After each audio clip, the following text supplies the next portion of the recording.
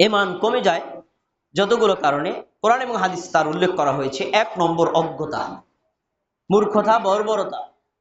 যারা আল্লাহ সম্পর্কে যাদের কোনো জ্ঞান নেই, তাওহীদ কাকে বলে জানে না, তাওহীদুর রুবিয়া কাকে বলে জানে না, তাওহীদুল উলুহিয়া কাকে বলে জানে না, তাওহীদুল আসমা সিফাত কাকে বলে জানে না। আল্লাহ তাআলা সম্পর্কে যার কোনো জ্ঞান নেই, যার জ্ঞান যত কম তার ঈমান তত কম। এটা ঈমান কমে যাওয়ার একটা কারণ। সাথে আরেকটা হচ্ছে শরীয়ত সম্পর্কে জ্ঞানের অভাব। শরীয়তের বিধান সম্পর্কে যার যত জ্ঞানের অভাব হবে তার ঈমান তত কমে যাবে, তার ঈমান ততই কমে যাবে।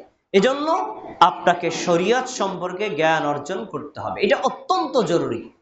শরীয়তের বিধান সম্পর্কে, কোরআন সম্পর্কে, হাদিস সম্পর্কে, আকীদা সম্পর্কে, এই সকল সম্পর্কে আপনার জ্ঞান যত কম আপনার ঈমান তত কম, যত জ্ঞান বেশি তত ঈমান তত বেশি। তাই ঈমান কমে যাওয়ার এই দুইটা কারণ সম্পর্কে আমাদেরকে সতর্ক থাকতে হবে। আল্লাহ সম্পর্কে গভীর জ্ঞান অর্জন করতে হবে, শরীয়ত সম্পর্কে সাধ্যমতো জ্ঞান চর্চা করতে হবে, না করলে আপনার ঈমান কমে যাবে। ২ নম্বর, শিরকে এবং কুফরিতে লিপ্ত হওয়া। শিরক এবং কুফরিতে লিপ্ত হলে ঈমান কমে যায়। শিরক ২ প্রকার, কুফরিও ২ প্রকার, শিরকুল আকবার, শিরকে আসগর, কুফরুল আকবার, কুফরুল আসগর। ছোট শিরিক এবং ছোট কুফর, এটা করলে আপনার ঈমান ধ্বংস হয় না, কিন্তু ঈমান কমে যায়, ঈমান দুর্বল হয়ে যায়। আর শিরকে আকবার আর কুফরুল আকবার এইটা যদি কেউ করে তাহলে ঈমান একেবারে সম্পূর্ণ ভেঙে যায়। লোকটা নামে মুসলিম থাকে, আল্লাহ এবং আল্লাহ রাসূলের কাছে সে কাফের বলে গণ্য হয়। তাই এই দুইটা সম্পর্কে একজন মুমিনকে সর্বোচ্চ সতর্কতা অবলম্বন করতে হবে। কোনোভাবেই নিজের দ্বারা শিরকে আকবার যাতে না হয়, কুফরুল আকবার যাতে না হয়। শিরিক এবং কুফরিতে যারা লিপ্ত তাদের ঈমান থাকে না, এবং শিরিক এবং কুফর থেকে যারা মুক্ত তাদের ঈমান তত বেশি থাকে। ৩ নম্বর, পাপ এবং অবাধ্য কাজে লিপ্ত থাকা, এটা ঈমান কমে যাওয়ার একটা বড় কারণ। গুনাহ ২ প্রকার, কবিরা গুনাহ, সগীরা গুনাহ। কবিরা গুনাহে লিপ্ত হলে লোকটার ঈমান কমে যায়, আর সগীরা গুনাহে লিপ্ত হলে ওই ঈমান কমে। কিন্তু কবিরা গুনাহ সম্পর্কে যদি আপনি নিয়মিত করেন আপনার ঈমান কিন্তু একদম শূন্যের কোঠায় চলে আসবে, আর সগীরা গুনাহ যদি কন্টিনিউ করেন আপনার ঈমানের শক্তিশালীতা কমে যাবে। দেখেন রাসূলুল্লাহ সাল্লাল্লাহু আলাইহি ওয়াসাল্লাম একটা হাদিস বলেছেন, যখন মানুষ চুরি করে তখন তার ঈমান থাকে না, যখন মানুষ জিনা করে তখন তার ঈমান থাকে না, যখন সে সন্ত্রাসী করে তখন তার ঈমান থাকে না, যখন সে ডাকাতি করে তখন তার ঈমান থাকে না। বর্ণনা আসছে এভাবে, তার ঈমান মাথার উপর অবস্থান করে। চুরিরত অবস্থায় ঈমান থাকে না, চুরি শেষ ঈমান আবার ফিরে আসে। জেনারত অবস্থায় ঈমান থাকে না, জেনা শেষ আবার ঈমান ফিরে আসে। সন্ত্রাসীরত অবস্থায়, ডাকাতরত অবস্থায় তোর ঈমান থাকে না, মাথার উপর থাকে, ডাকাতি করা শেষ ঈমান আবার ফিরে আসে। তাহলে বোঝা যাচ্ছে যে ডাকাতি করা, চুরি করা, জেনা করা, সন্ত্রাসী করা এটা কাবীরা গুনাহ। এই গুনার কারণে তার ঈমান তার এত কমে যায় যে তার শরীরে তাকে অবস্থান করতে পারে না। বোঝা যাচ্ছে আমরা গুনার কাজে যে যত বেশি লিপ্ত হব আমাদের ঈমান তত লুজ হবে, আর গুনাহ যত ছেড়ে দেব ঈমান তত বাড়বে। এজন্য আমরা কবিরা এবং সগীরা সব ধরনের গুনাহ থেকে আমরা বিরত থাকার চেষ্টা করব।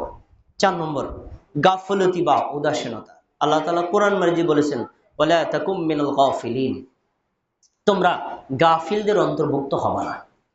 কামিল মানে অমনোযোগী, অমনোযোগীদের অন্তর্ভুক্ত নিষেধ করেছেন। আপনি যে অমনোযোগীটা বোঝার লক্ষণ কি? বোঝার অনেক লক্ষণ আছে, আপনি যে অনুভব করতে পারবেন। আপনি যে অমনোযোগী তার বোঝার লক্ষণ কি? আপনি যখন কোরআন শুনলেন কোনো মনোযোগ নেই, কোনো ক্রিয়া প্রতিক্রিয়া নেই, কোনো ভালো লাগা বা অন্য কোনো প্রতিক্রিয়া নাই, আপনি গাফিলদের অন্তর্ভুক্ত। কোরআন এবং হাদিসের আলোচনা শুনছেন, আপনার ভিতরে কোনো, আগেও যেরকম এখনো একই অবস্থা, কোনো প্রতিক্রিয়া নাই, কোনো অ্যাকশন রিয়াকশন নাই, এটা গাফিলদের অন্তর্ভুক্ত হওয়ার লক্ষণ। আমাদের সমাজে বহু মানুষ আছে, তাদেরকে যদি বলি, একজন ব্যক্তিকে বললাম, শোনুন, আপনার মেয়ে আপনার ছেলে উভয় আপনার সন্তান, আপনার সন্তান আপনার সম্পদের ভাগ ছেলে যতটুকু পাবে মেয়ে তার অর্ধেক পাবে। আমি এটা মানি না। ৫ ওয়াক্ত নামাজ পড়ে কপালে দাগ হয়ে গেছে, আমি এটা মানি না। কেন মানেন না? আরে মেয়ের সন্তানের প্রতিপালন করছি, বড় করছি, তাকে অত টাকা খরচ করলাম, বিয়ের সময় এত টাকা খরচ দিয়ে বিয়ে করলাম, বিয়ে দিলাম, আবার আমার সম্পদের ভাগ নিবে, আমি এটা মানি না। এই অবস্থা পুরাটি নেই। দেখছেন, তাকে কিন্তু ইসলামের কথা, আল্লাহর কথা কোরআনের কথা বলা হলো, তারপরে সে রিয়াকশন কি? অমান্য করার রিয়াকশন। এ লোকটা গাফিল, এমন লোকটা হলো অমনোযোগী। আপনি যখন ওয়াজ মাহফিলে বসেন, খুতবায় বসেন, ইসলামিক কোনো জালসায় বসেন, ইসলামিক কোনো হালাকায় বসেন, কোরআন এবং হাদিসের কথা শুনেন, আপনার ভিতরে যদি কোনো প্রতিক্রিয়া সৃষ্টি না হয়, ঘরেও যেরকম এখানে এরকম, ব্যবসায় যেরকম এখানে এরকম, আপনি গাফেল। এই গাফেল ব্যক্তি যারা, তাদের ঈমান বাড়ে না, বরং তাদের ঈমান কমে। এই জন্য একটা হাদিসে রাসূল সাল্লাল্লাহু আলাইহি ওয়াসাল্লাম বলেছেন, তোমরা কন্টিনিউ ভাবে জুমার নামাজ ত্যাগ করবে না। যে যারা জুমার নামাজ কন্টিনিউ ত্যাগ করে, আল্লাহ তাদের গাফিলদের অন্তর্ভুক্ত করে দেন। এজন্য আমরা গাফিলদের অন্তর্ভুক্ত হওয়ার চেষ্টা করব না। এ বিষয়ে আল্লাহ রাব্বুল আলামিন সূরাতুল মুনাফিকুন 9 নম্বর আয়াতে বলেছেন, ইয়া আইয়ুহাল্লাযীনা আমানু, মুমিনগণ শোনো, লা তুলহিকুম আমওয়ালুকুম ওয়ালা আওলাদুকুম আন যিকরিল্লাহ, তোমাদের সম্পদ, তোমাদের সন্তান যেন আল্লাহর জিকির থেকে, আল্লাহর আনুগত্য থেকে, আল্লাহর বিধান থেকে, আল্লাহর কথা মান্না থেকে গাফেল না রাখে, বিরত না রাখে। যদি হয় তাহলে জেনে রাখো, তাহলে তোমরা ক্ষতিগ্রস্ত ব্যক্তিদের অন্তর্ভুক্ত হয়ে যাবে।